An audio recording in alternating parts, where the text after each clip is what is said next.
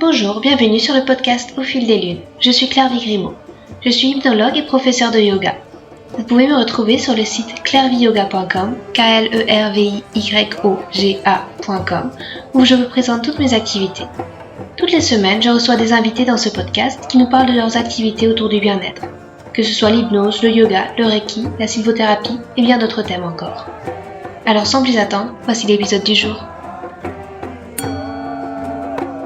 Dans cet épisode, je reçois Isabelle Verdzini. Isabelle propose à travers Divine Alchimie des formations, des animations autour de l'arboristerie familiale, l'aromathérapie familiale, le féminin sacré et les célébrations.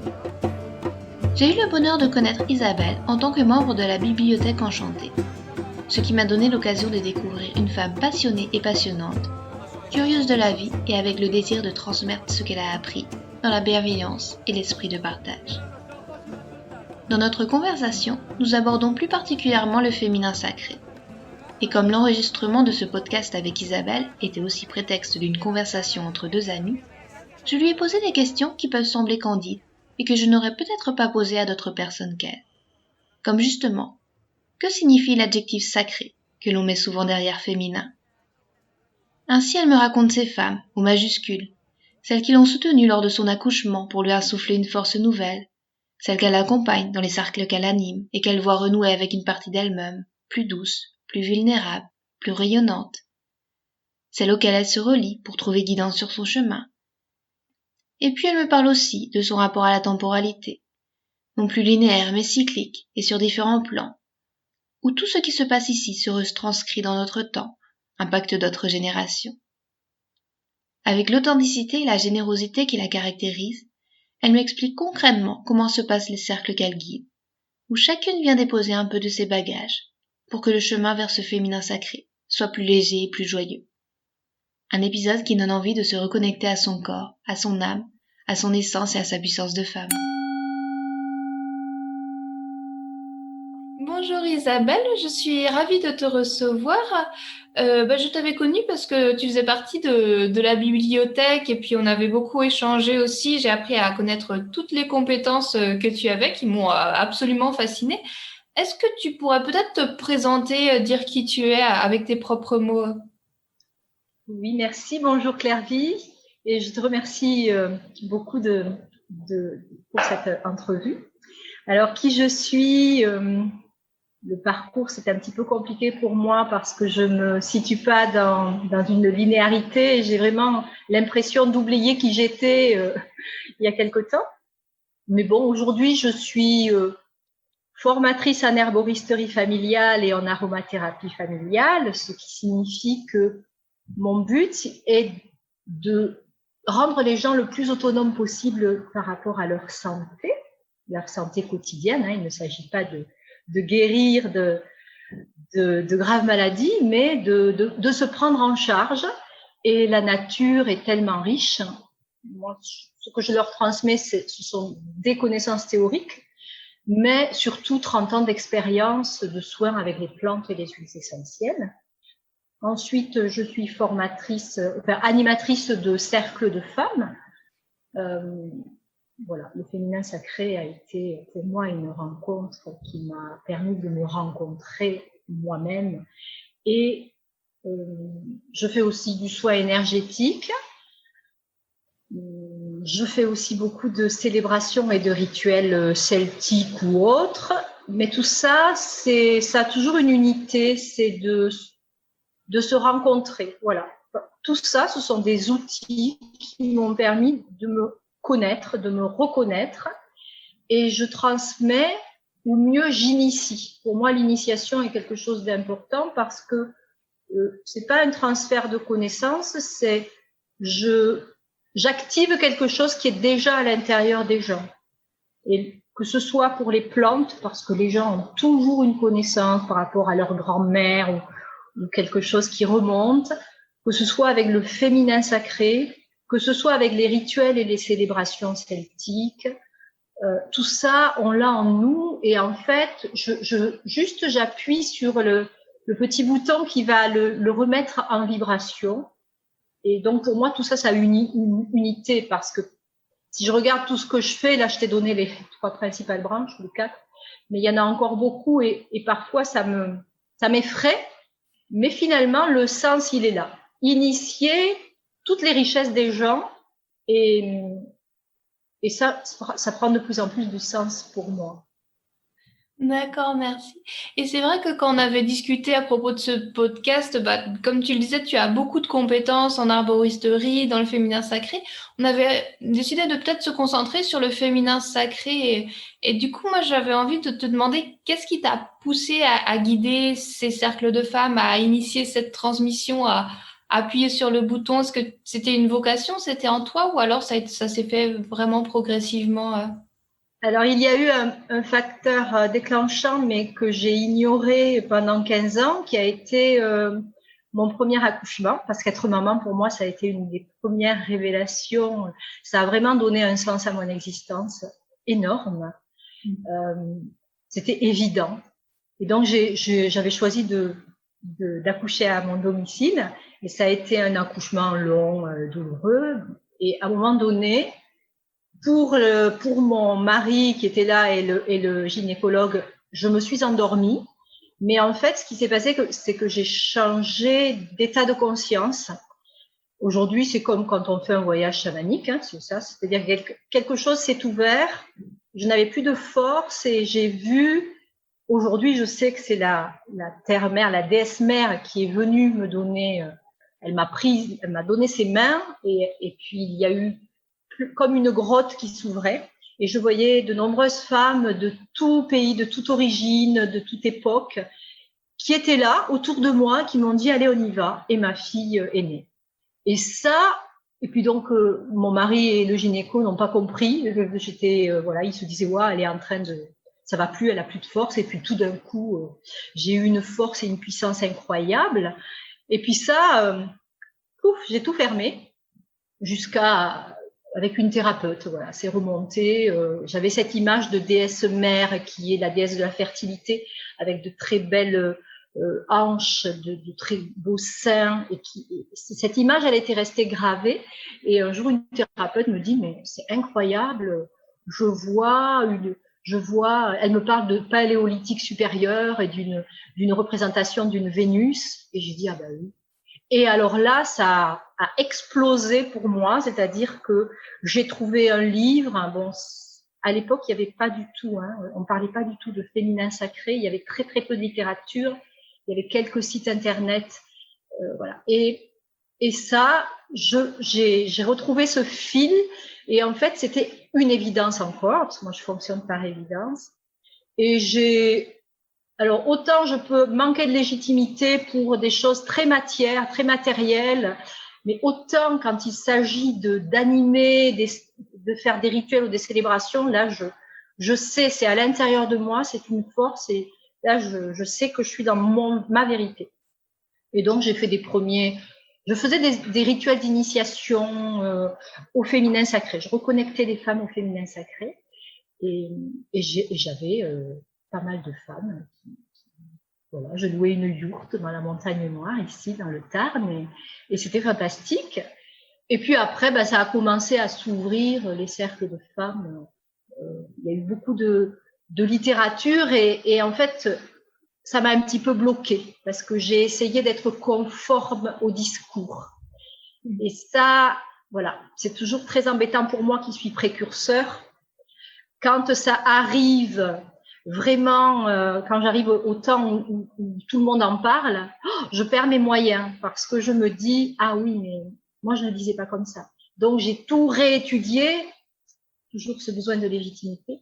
Et aujourd'hui, je relâche un petit peu tout ça et je le refais à partir de ma propre source. Et surtout, j'ai appris donc à initier les femmes, et il y a de moins en moins de théorie, et on passe par le corps. Voilà, on leur apprend à passer par leur corps et ça fonctionne très très bien. D'accord. Et pour les personnes qui sont pas trop familières avec ces cercles de femmes, tu pourrais nous expliquer un petit peu comment ça se passe, enfin, combien vous êtes, combien de temps ça dure, peut-être un peu plus concrètement si ça te va? Oui. Alors déjà, un cercle de femmes, c'est en perpétuelle évolution parce que ça, c'est vraiment le féminin sacré.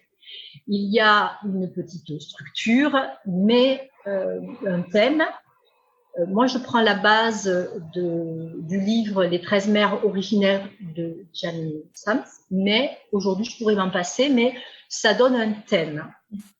Je n'appelle pas ça des cercles de femmes, j'appelle ça des tentes rouges. Ça, c'est issu du livre de Anita Diamant, que j'ai lu il y a un certain temps, qui était en rupture. Aujourd'hui, il est réédité, mais vraiment, il m'était tombé des mains. J'avais trouvé ça chez un bouquiniste il y a fort longtemps. Donc, ça s'appelle des tentes rouges. Et ça m'a parlé parce que ça a réactivé quelque chose en moi. Donc, il y a...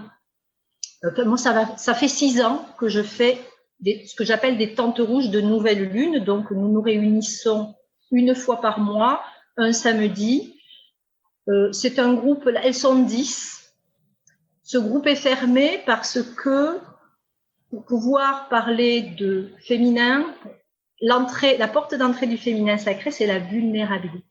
Et c'est un mot qui est très compliqué dans nos sociétés parce qu'on nous a appris que la vulnérabilité était très négative. Mais être vulnérable, c'est être nu, c'est être vrai. C'est ne plus être en réaction et c'est s'autoriser à être qui on est exactement. Et ça, c'est très compliqué. Et donc, garder toujours les mêmes femmes permet de créer une connexion, une connivence. Et là, après, c'est incroyable ce qui se passe parce que ça circule, parce que les femmes se connaissent une fois par mois. Elles osent tout, elles se montrent telles qu'elles sont. Il y en a qui s'écroulent et donc il y a les 9 autres qui sont autour. Et ça permet vraiment une guérison parce que pour moi, ce sont des cercles de guérison. Donc il y a... alors là, c'est en pleine évolution parce que cette année 2020 est très compliquée. Donc il y avait une grande part au dépôt de parole. Et moi, ça ne me convenait de moins en moins parce que pour moi, le travail il doit être vibratoire, vraiment, de plus en plus vibratoire.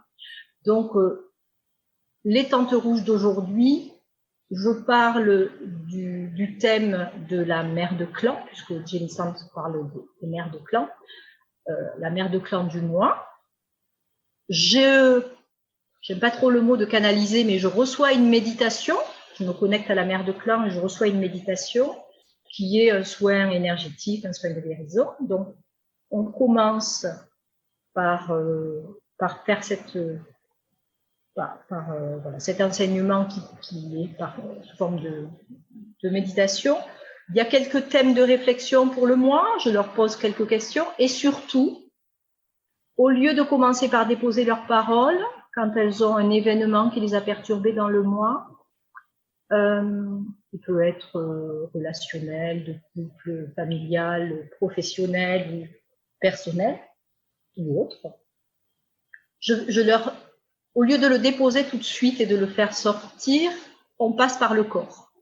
Et elles essayent de voir ce que ce problème fait dans leur corps. Et c'est fantastique. Alors on le fait passer par le ventre parce que par le féminin qui passe par le ventre. Après on le fait passer par le cœur. Après on le fait passer par le chakra gorge. Et en fait, à la fin de la tente rouge, elles ont quasiment plus rien à déposer parce qu'elles ont transmuté. Et c'est incroyable parce qu'en fait, ces tentes rouges avec ce groupe-là depuis 6 ans, même s'il a un peu fluctué, là ça fait quand même 2-3 ans que ce sont toujours les mêmes. Pour moi, le but, il est, une fois qu'elles sont reconnectées à leur potentiel féminin sacré, elles doivent être au service de la planète. Donc ça peut paraître un peu utopique, mais non. Pour moi, le féminin sacré, il est fait pour rayonner. Et il est fait pour rayonner d'abord dans sa maison, dans sa communauté, et puis après on grandit de cercle, on fait cette petite expérience extraordinaire aussi dans les tentes rouges, on se connecte de plus en plus grand, et on arrive à la planète, et même on va au-delà pour voir la planète de haut, et éclairer la planète et la nouvelle planète de demain, parce que là elle est en mutation, du féminin. Il ne s'agit pas de combattre le masculin. Hein. Moi, je parle de polarité. D'ailleurs, une femme qui a travaillé son féminin sacré, elle est plus en guerre contre le masculin puisqu'elle l'a intégré et elle est plus en guerre contre rien. Donc, pour moi, ce travail du féminin sacré, il se fait en individuel par des ateliers de guérison, parce qu'il ne faut pas nier, hein, il y a de gros traumatismes de femmes par rapport au masculin ou par rapport à des lignées ou de la famille. Donc d'abord se réparer individuellement, d'abord reconnecter son féminin sacré, se remettre dans un cycle, se remettre, voilà, on n'est pas dans une linéarité, on est dans un cycle. On a des hauts, on a des bas. On est vulnérable et puis parfois on est forte. Parfois on est amoureuse et parfois on n'a plus envie. Parfois on a envie d'embrasser la terre entière et parfois on a envie de rester seule dans son coin. Tout ça, c'est du féminin et c'est normal. Et une fois que les femmes ont bien compris qui elles étaient, elles s'autorisent à être cycliques, alors elles doivent se mettre au service du plus grand. Et plus grand, ben, c'est la Terre, c'est la planète, c'est vraiment de rayonner et d'illuminer de féminin, de plus être dans le combat, de plus être dans la compétition, mais d'être dans la coopération et dans l'amour. Voilà. Et ça ne concerne pas que les femmes, hein, parce qu'il y a des hommes qui ont aussi ces valeurs-là. Voilà. Mais c'est vrai qu'il y a d'abord ce passage de nettoyer notre féminin individuel pour se mettre au service du collectif. Et mes cercles de femmes aujourd'hui ont ce but-là. Et elles jouent le jeu et ça fonctionne incroyablement. D'accord, merci beaucoup. Et il y avait une question que j'avais envie de te poser aussi. C'est vrai que tu l'as employé toi aussi, et c'est le terme de féminin sacré. Moi, je l'entends un petit peu de plus en plus, que ce soit sur les réseaux sociaux ou un peu partout. Est-ce que tu pourrais me donner ta définition à toi, parce que le féminin, tout le monde sait ce que c'est, mais pourquoi ce sacré? Qu'est-ce que ça représente pour toi et qu'est-ce que c'est cette définition? Moi, je le vois vraiment comme une reconnexion à un pouvoir, alors pas pouvoir sur quelqu'un, hein, mais un pouvoir de potentiel de créativité qui est justement lié à ce que nous, en tant que femmes, nous pouvons donner la vie.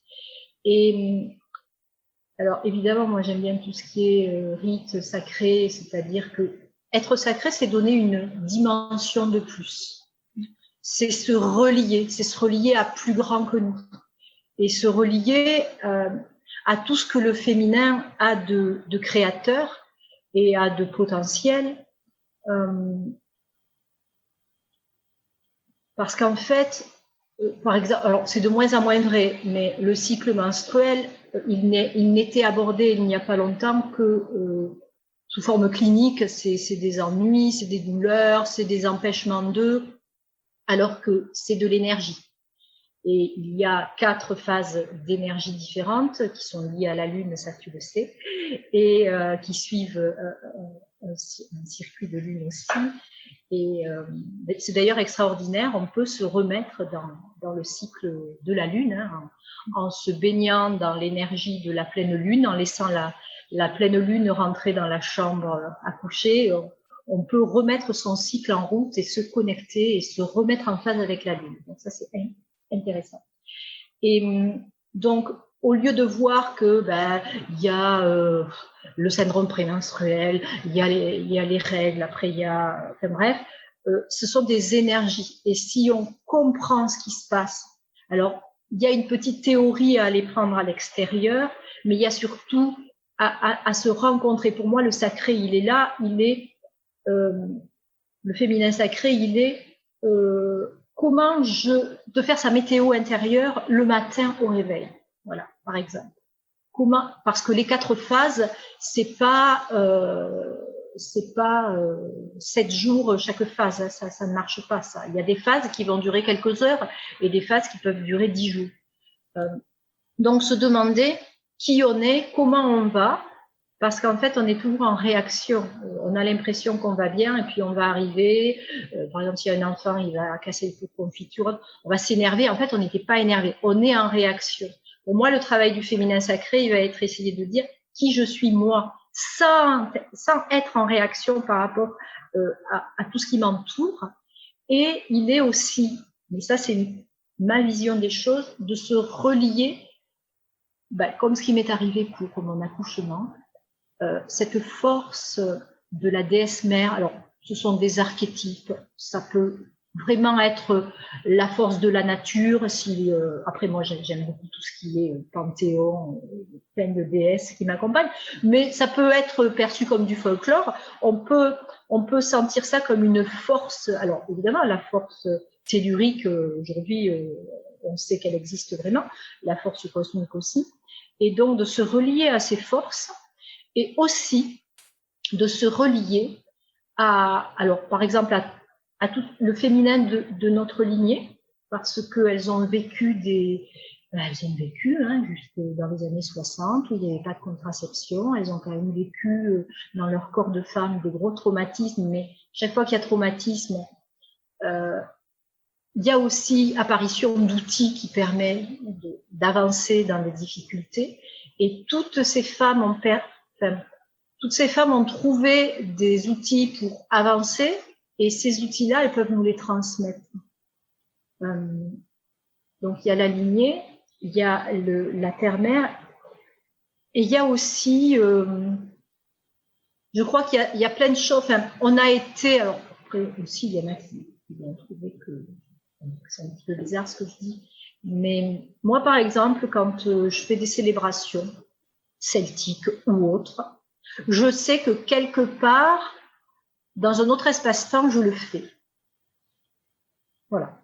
Et parce que pour moi, il n'y a pas d'avant et d'après, tout se fait en même temps. Et donc, il y a des lignes de temps qui sont différentes. Et de se reconnecter à ça, ou quand je cueille des plantes, je sais, et là, je suis. C'est vraiment ces moments où on est à notre place. Ces moments où on va faire quelque chose qui nous nourrit, qui nous remplit d'amour et de joie, mais on ne voit pas le temps passer. Voilà. Ça, pour moi, c'est que je me relie à une partie de moi qui sait.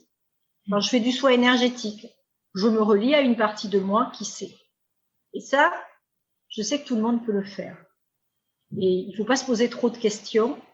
Et il y a des gens qui le font, mais ils ne le savent pas.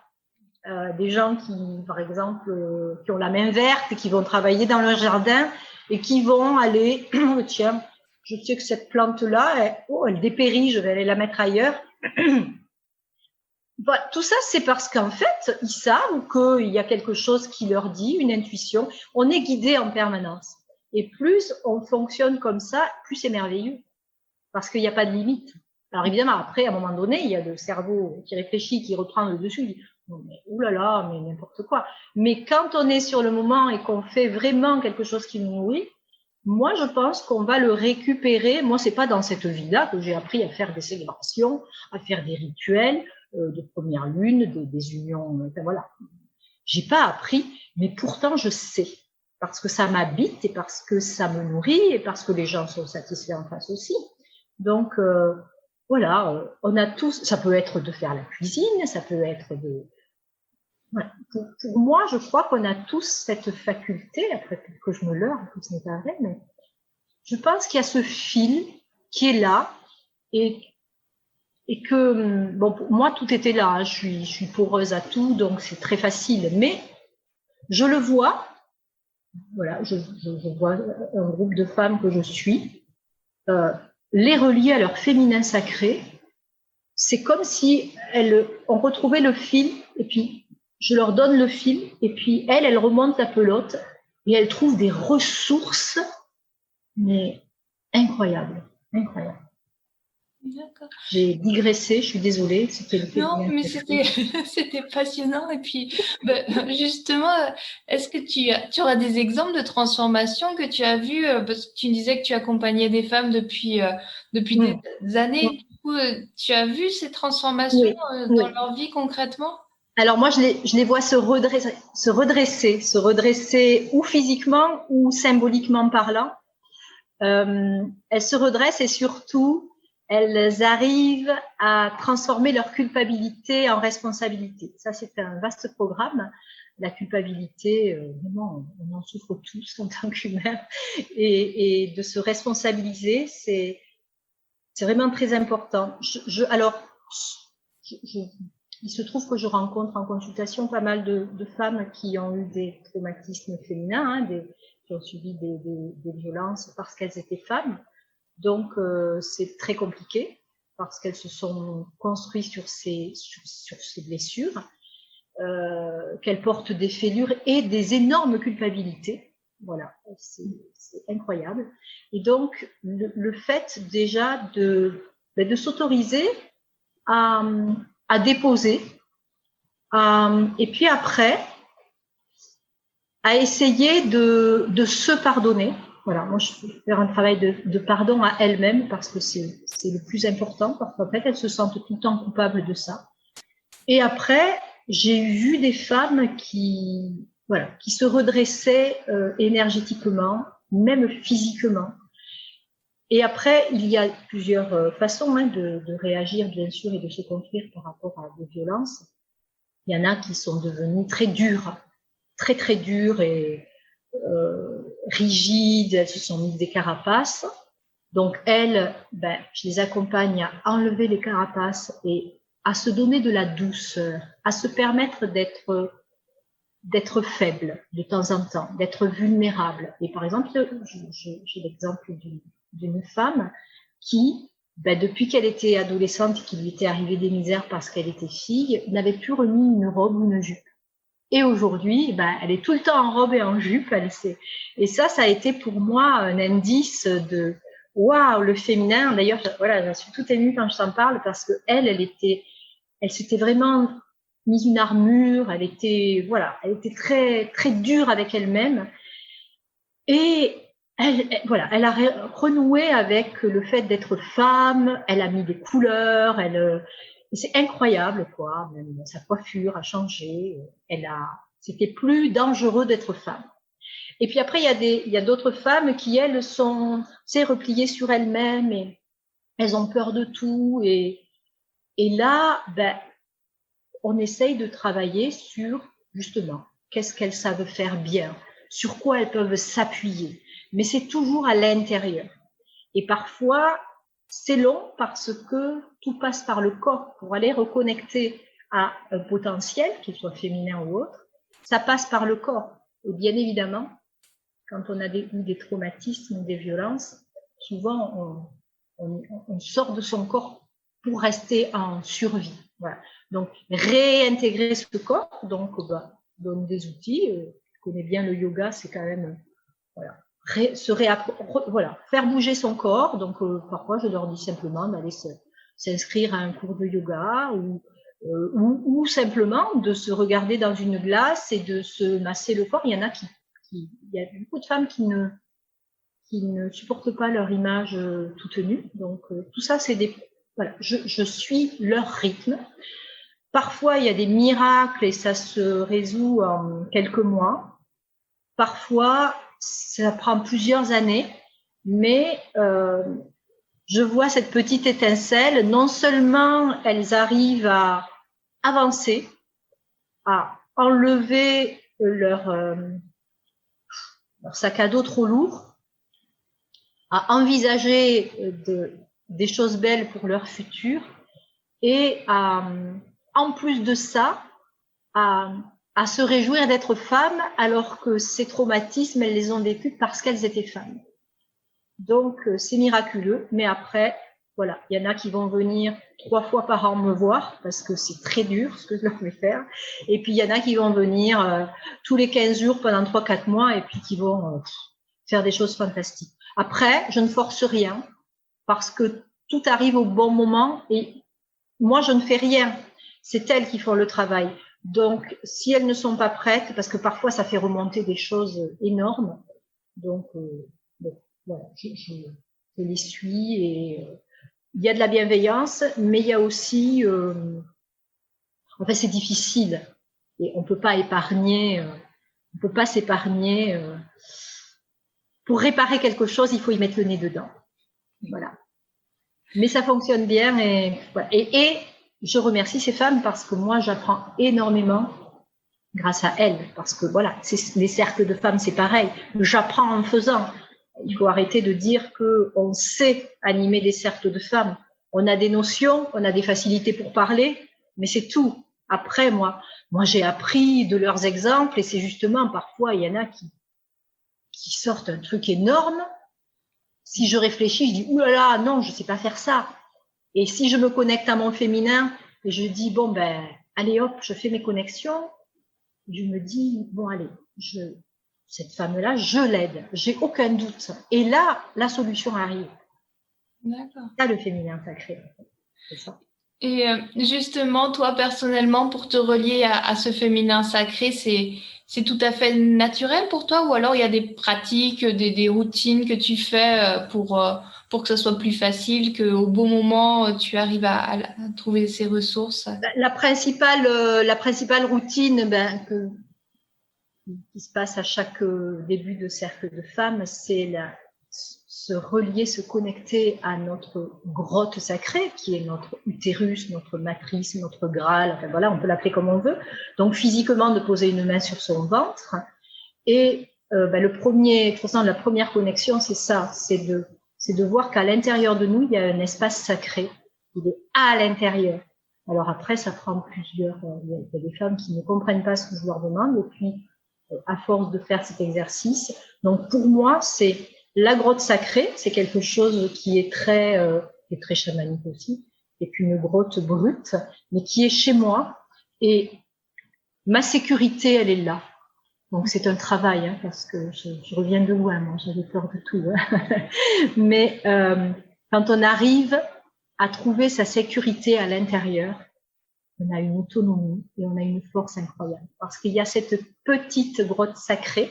Alors on peut la voir agencée, moi la mienne elle est très brute, c'est juste la terre parce que j'ai besoin de ce contact. Mais il y en a qui mettent des coussins, qui font, voilà, hein, voilà. Ou alors il y a de la mousse.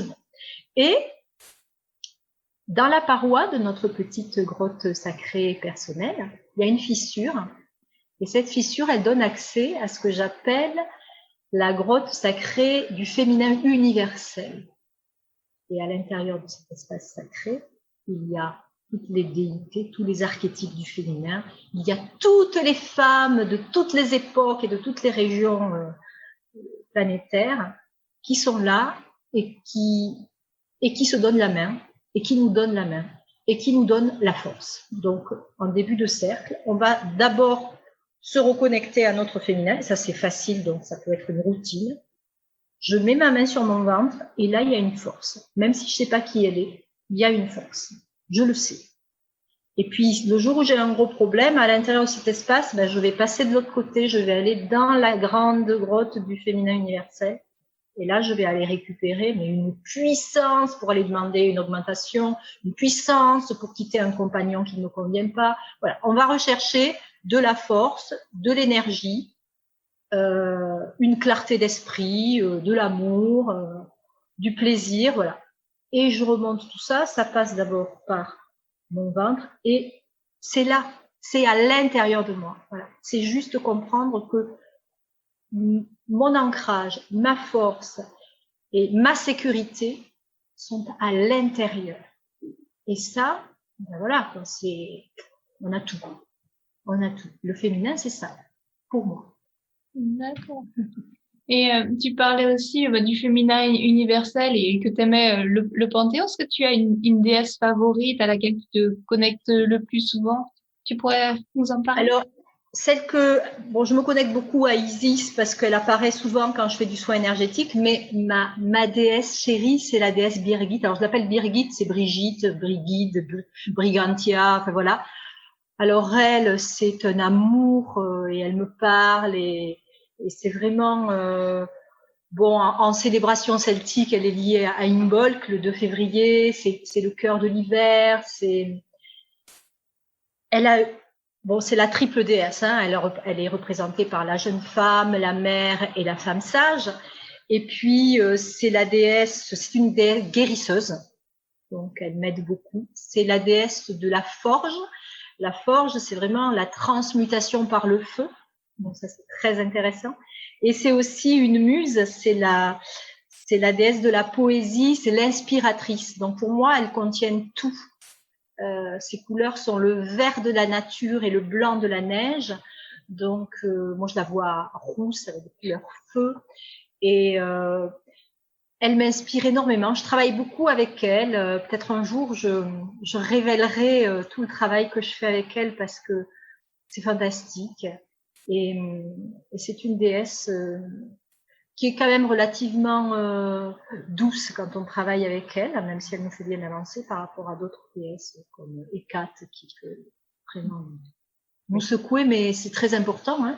La déesse Hécate, je l'appelle beaucoup dans les traumatismes de femmes parce que elle n'a pas peur de la nuit et de l'obscurité. Donc voilà, Birgit, la déesse Isis, parce qu'elle est très liée au féminin sacré aussi. Mais Birgit, Oui. dans mon panthéon, elle est tout en haut de mon panthéon. J'aimerais bien découvrir à l'occasion aussi tous les travaux. Tu souhaites les révéler, ça serait oui, il faut que j'ose simplement, il faut que j'ose. Mais tout est prêt. Et peut-être justement à propos d'Isis cette fois-ci, est-ce que tu pourrais nous parler du système de guérison du triangle d'or d'Isis? Parce que je t'avoue que c'est des termes aussi que je vois passer assez souvent, mais je connais pas du tout. Donc je me suis dit autant profiter de notre conversation pour en apprendre un peu plus. Donc si alors oui, les soins de guérison, pour moi, il y a l'énergie de guérison qui est disponible. Alors selon notre niveau vibratoire, on peut se connecter à différents, moi je vois ça comme des rayons, hein, et il y a un gros rayon universel pour moi encore, et puis il y a des petits rayons comme ça. Je dis ça parce que il existe, moi j'ai été initiée à énormément de systèmes de guérison énergétique. Ça peut paraître aussi, comme je disais au début, se disperser, mais pour moi, à chaque fois que j'ai été initiée à un soin de guérison particulier, j'ai mieux compris, mieux appréhendé ce que c'était que l'énergie de guérison. Donc, c'est pas, j'empile pas, mais par contre, ça donne de l'ampleur et de la consistance à ce que c'est qu'un soin d'énergie de guérison. Donc, pour t'expliquer ce qu'est le soin le système de guérison du triangle d'or de la déesse Isis, quasiment toutes les filles qui suivent la Tente Rouge avec moi, je les ai initiées. Parce que pour moi, c'est une dimension de plus dans sa reconnexion au féminin. Bon, la déesse Isis, elle a été elle a eu l'amour de sa vie, elle a fait des choses incroyables pour aller reconstituer ses morceaux. Puis après, elle a déployé énormément d'énergie pour mettre son fils à l'abri de son frère qui lui voulait du mal. Donc, elle a des ressources énormes et c'est une grande déesse de la guérison. Et c'est vrai que pour moi, ça fait aussi partie du féminin sacré. On le fait toutes quand on est maman, d'aller de faire le bisou magique, de prendre son enfant contre son cœur et voilà, si c'est blessé. Mais quand en plus on a été initié, il n'y a pas besoin, alors moi je suis pas très protocolaire, mais il y en a qui en ont besoin. On peut tracer le symbole, mais on peut juste se connecter à cette énergie de guérison et faire le bien, déjà pour nous et autour de nous. Et cette énergie d'Isis, pour moi, elle est très accessible aujourd'hui que ce féminin sacré explose. Et donc, pour moi, elle est beaucoup plus accessible qu'il y a quelques années. C'est mon expérience. En plus, point de vue symbolique et point de vue protocole, c'est très simple. Par contre, ça fait travailler. Quand on a été initié, comme toute initiation, ça nettoie et on n'est plus jamais la même après. Voilà. L'initiation, c'est ça. C'est vraiment être initié à quelque chose. C'est en 3 temps. C'est je me présente à la porte du temple et je dépose quelque chose que je ne retrouverai plus. J'entre dans le temple et je reçois. Alors là, c'est l'initiation au système de guérison du triangle d'or de la déesse Isis. Donc je reçois et je ressors du temple et je reviens dans ma communauté sans ce que j'ai déposé et avec cette initiation. Et après l'initiation, elle va prendre sa place à l'intérieur de nous, selon qui nous sommes, selon comment nous travaillons et selon qui on est, parce qu'il y en a pour qui c'est évident et il y en a qui n'osent pas. Voilà. Donc, pour celles qui n'osent pas, le protocole, le symbole, tout ça, ça fait des choses que, ah oui, d'accord, si je fais ça comme ça fonctionne. Mais toutes les femmes que j'ai initiées font du soin après, même si elles ne le font que dans leur famille, ça fait partie de leur reconnexion à leur potentiel, parce qu'on a tous aussi en nous cette énergie de guérison. Merci beaucoup pour ces explications. Et peut-être pour terminer la conversation, une dernière question. Tu disais en début, en te présentant, que tu avais beaucoup de compétences, que ce soit en arboristerie, en constellation familiale. Peut-être, quelles sont tes pratiques de bien-être dans la vie de tous les jours, pas forcément liées au féminin, mais que tu fais pour te sentir bien, parce qu'on te voit avec toute cette énergie, toutes ces connexions. Donc, c'est-à-dire, il y a longtemps que j'ai été sensibilisée à l'hygiène de vie, c'est-à-dire que pour être en bonne santé, il suffit pas il faut pas se soigner, hein, il faut essayer de prévenir. Et les plantes nous y aident pour ça. Disons que l'alimentation alors aujourd'hui, ça paraît banal, mais moi j'ai mis ça en place depuis fort longtemps. L'alimentation, mais moi je suis du signe du taureau, le taureau il a besoin de plaisir. Donc quand on parle d'hygiène de vie, les gens ont toujours peur que ce soit des restrictions. Donc moi je me fais plaisir. Et donc manger de saison, cuisiner des choses simples, et puis après moi, les plantes font partie de ma vie. Il y a toujours, par exemple, en automne, là c'est encore le moment, si on n'est pas malade, de faire un petit peu de détox. Mais faire un peu de détox, ça dépend qui on est. Ça va pas être se priver ou jeûner pendant 8 jours. Il y en a qui peuvent le faire, mais par exemple, on peut arrêter le fromage, le café pendant une semaine. Voilà. Il faut aller à son rythme. Ça aussi, c'est important. Moi, je ne peux pas me dire, tiens, aujourd'hui, je vais pas manger ça ou pas. C'est pas possible parce que c'est mettre mon corps en souffrance. Donc, c'est aussi, par contre, quand si j'ai des compulsions de sucre, me dire, ouais, qu'est-ce qui se passe? Écouter son corps. Voilà. Peut-être que ma règle de vie, la principale, c'est d'avoir appris à écouter mon corps et de l'écouter, de l'entendre. Et quand il est fatigué, ben, de me poser. Quand il a faim, ben, de manger. Parce que quand on travaille dans le vibratoire, par exemple, avant une célébration, il y a des fois où je sais qu'il ne faudra pas que je mange.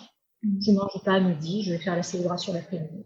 Et parfois, il faut que je mange. Et ben là, je vais manger des féculents parce que je sais qu'il va falloir que je sois ancrée parce que sûrement ça va dépoter après. Et ça aussi, c'est plus ou moins facile. Mais déjà, on croit toujours qu'on mange bien. Hein, mais je crois on croit toujours qu'on mange bien. Déjà, peut-être noter ce qu'on a mangé dans la semaine. Et puis, ne pas, toujours pareil, ne pas se culpabiliser, mais se responsabiliser. Il y a des gens qui travaillent dans des grandes entreprises, qui mangent dans des cafétérias. Et alors, ben alors le week-end, ils font un marché et ils se font des bons repas le week-end. Ou alors l'inverse, on est impeccable la semaine, mais le week-end, on mange et on se fait plaisir. Pour moi, la notion de plaisir, elle est essentielle. Vraiment, essentielle, et d'écouter son corps. Parce que c'est notre véhicule depuis qu'on est né. Il va nous amener jusqu'à notre mort. Et donc, on n'est pas tous égaux. Il y en a qui ont des véhicules impeccables et puis d'autres qui fonctionnent mal. Mais c'est faire la paix avec son corps, accepter qu'il vieillisse, accepter qu'il se transforme. Et quand il nous demande quelque chose, essayer de mettre de la conscience. Voilà. Il y en a qui boivent 10 cafés par jour. Peut-être de se dire, je vais m'en boire moins. Ne pas attendre d'avoir un ulcère à l'estomac pour... voilà. Peut-être il y a des choses qu'on peut régler, mais toujours pareil. Il y a des jours où on peut être impeccable et il y a des jours où on a besoin de douceur, où on a besoin de craquer, de se faire plaisir. Et donc, on est des êtres fluctuants. Et donc, arrêter de se mettre à la pression, à la vie, il faut pas, j'ai le droit, j'ai pas le droit, s'autoriser le plaisir. Voilà. D'accord. Merci énormément Isabelle pour tous ces conseils et pour cette discussion très enrichissante. Et je te souhaite une belle fin de journée, puis à très bientôt sûrement. Merci beaucoup Claire. Merci beaucoup. Au revoir.